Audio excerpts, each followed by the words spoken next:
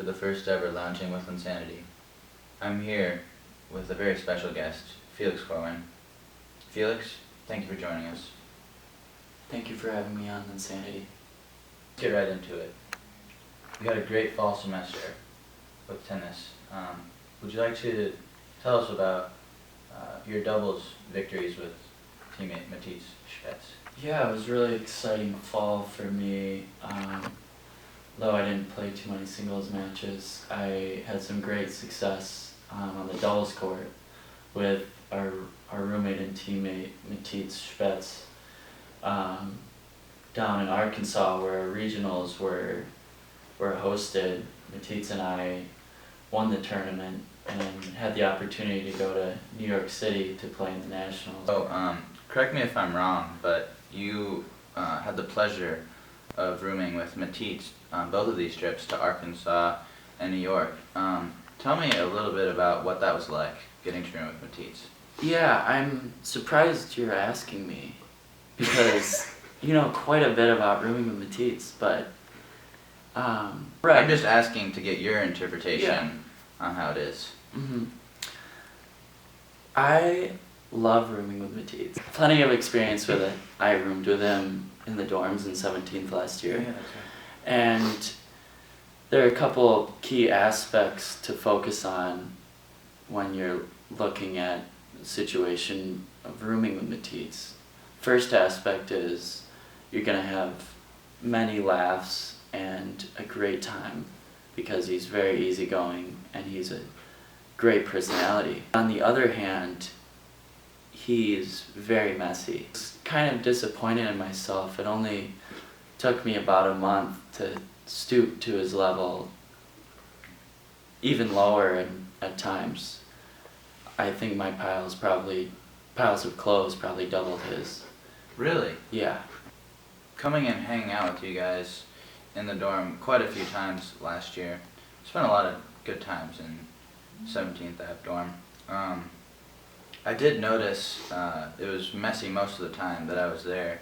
One of the most interesting realizations of how messy we really were was when I was cleaning out the dorm in the spring when we were done with school. I had the duty of throwing out our futon because it was so disheveled and messy, it was not worth keeping.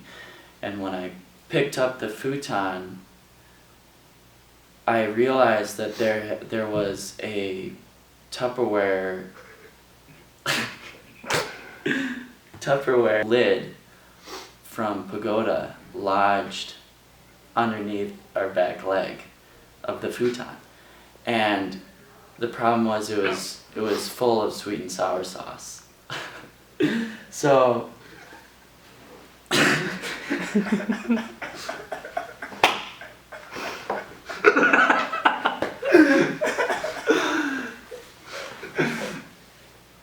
So when I realized that it was we hadn't had Pagoda in months.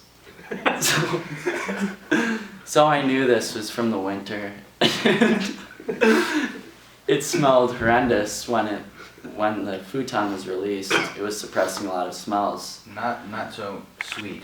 No, So it was sour. It was sour Sour. sauce. It didn't seem to have much of an effect on your tennis. You both had great freshman years with the tennis results. Mm-hmm. So we play a lot of soccer before practice for conditioning or for warm-up. There's some players on our team who are naturally pretty good at soccer, and there's some that aren't so good. Would you care to elaborate on how the players are at soccer? Our team definitely varies quite a bit in level of play on the soccer pitch, which is our tennis court. It's definitely fair to say that we have great competitions out there. It gets real heated almost every game.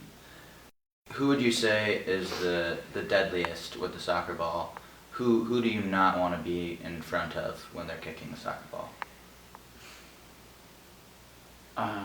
I pretend like I'm thinking about it, but I actually knew right when you asked. that it would have to be Tucker Saxon. Tucker has one skill in this sport, and that's kicking the ball really hard. One of the most notable things that you do on the court is when you win a point, you tap your elbow with your racket. People do think it's stupid a lot, but I've actually done it almost my entire tennis career. I only do it when I win points. What it is, I do occasionally lose points, but for the most part, when I win them, I instead of the standard fist pump or yelling out "come on," I do those too, but for the most part, I tap my left elbow with the strings on my tennis racket. I tap my elbow twice, and then I might give myself a fist bump or something. For the most part, it's involuntary at this point. I just naturally lift my elbow and tap it. And a lot of people like it and think it's cool, and then a lot of my opponents probably, they haven't told me, but I think they secretly think it's a pretty dumb idea. But just to clear it up, I'm not one of those people. I think it's awesome. Thank you. Insane. So do you want to give an elbow tap to all the haters out there? Okay. Come on!